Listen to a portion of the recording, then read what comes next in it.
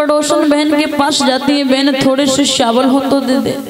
क्यों? मेरे पिया द्वारिका जा रहे हैं, लौट के आएंगे ना तो दूने करके लौटा दूंगी। बोली हाँ, पहले ले गई तब तक नहीं दिए, दूने करके दोगी आके। निराश होकर के आती है तो एक दूसरी पड़ोसन ने कहा, बहन मेरे घर में थोड़े से चावल पड़े हैं, तू लिए जा, अगर तेरे काम आए तो।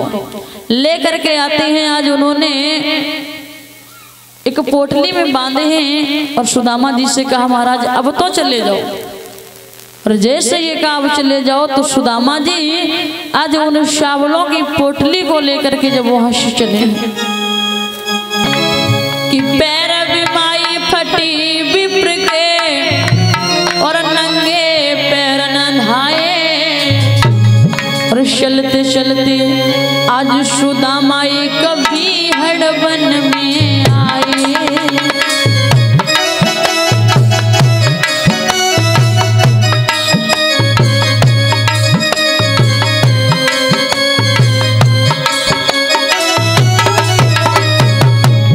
क्या दशा है बताया। अरे पैर बिमाई फटी विप्र के नंगे पैर नहाए। चलते चलते आज सुदामा कभी हड़बन में आए।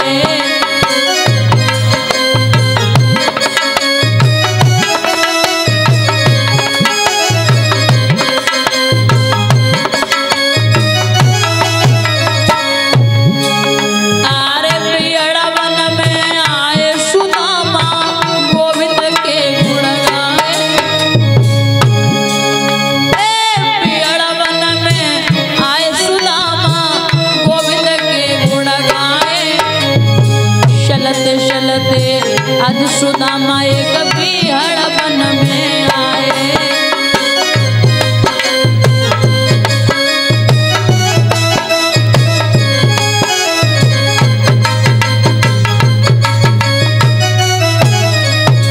और सुदामा जी बोले, हे श्याम अरे सब द्वार न को छोड़ कन्हैया तेरे द्वार पे आयो। सब द्वार न को छोड़ बिहारी तेरे द्वार पे आयो। अब सुध ले ले ओ बनवारी काहे को बिसरायो।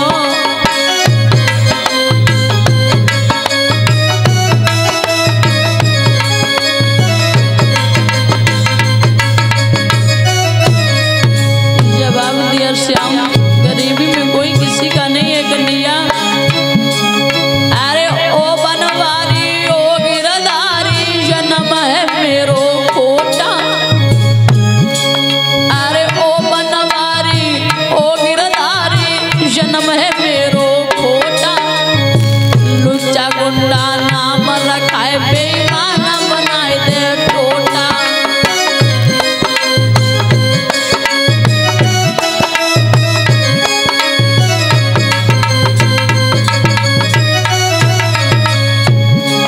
अरे ओ सावरिया ओ बनवारी जन्म है मेरो खोटा। अरे ओ सावरिया ओ गिरधारी जन्म है मेरो खोटा। लुच्चा गुंडा नाम रखा है बेईमान बनाए दे टोटा।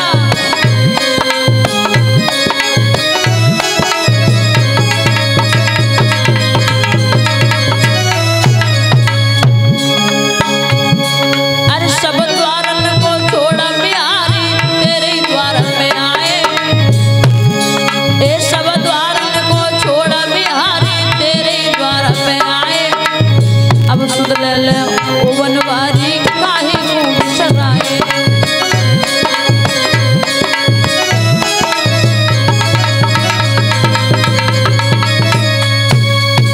आज सुदामा जी जैसे ही प्रभु की स्तुति करते हुए चले, पूरी मार्ग सुदामा जी ने प्रभु के नाम का जाप करना बंद नहीं किया है। हरे कृष्ण हरे कृष्ण हरे मुरारी जाप करते हुए जा रहे हैं।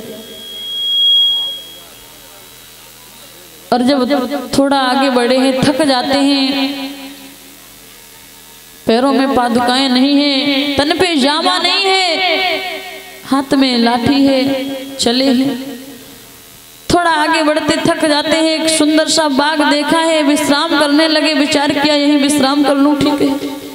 विश्राम करने लगे, भगवान ने देखा मेरा मित्र आ रहा है, मेरा सखा आ रहा है। जैसे ही आज सुदामा जी ने विचार किया विश्राम कर ले तो सो जाते हैं। भगवान कन्हैया बड़े खुश हैं कि मेरा आज मित्र आ रहा है। तो भगवान कन्हैया ने योग माया के द्वारा उठवा लिया, और जब योग माया के द्वारा उठवा लिया, अब जैसे ही सुदामा जी की नींद टूटी है तो देखा है नगर है, सुंदर सुंदर महल है। सुदामा जी ने पूछा भैया ये कौन सा नगर है? द्वारपालों ने जवाब दिया द्वारिकापुरी है।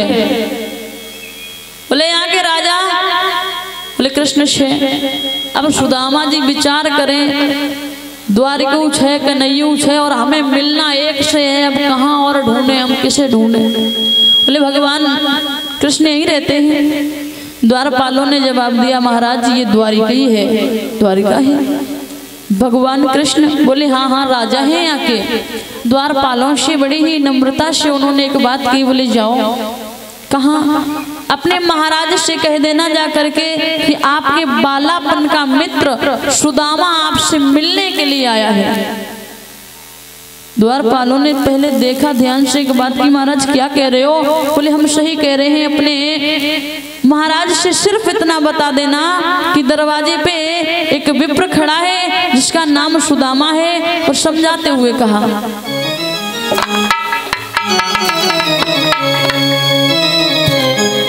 जवाब दिया है कह देना जा करके।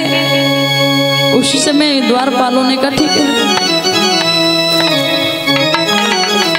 द्वारपाल चले हैं, और द्वारपालों ने भगवान योगीराज कृष्ण से कहा प्रभु कि द्वार पे खड़ा है एक विप्र, घर का कुछ नहीं ठिकाना है। दो पटिया मैली धोती है, कुर्ता भी फटा पुराना है। खोखली देह सूखा शरीर, सांसों का केवल सांचा है पंजर मात्र पसलियों का, केवल हाड़ों का ढांचा है। और पनही भी नहीं, पगड़ी भी नहीं, साबित ना देह पिजामा है। श्रीपद का पता पूछता है, और विप्र का नाम सुदामा है। भगवान कन्हैया ने जैसे ही सुदामा नाम सुना, नाम सुनते ही भगवान कन्हैया दौड़ देते हैं।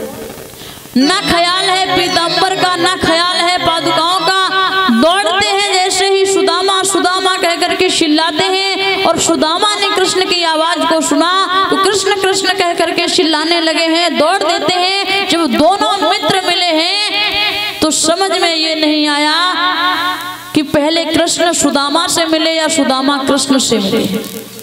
भगवान कन्हैया ने सुदामा को अपनी बाहों में भर लिया, सुदामा ने भगवान कन्हैया को अपनी बाहों में भर लिया।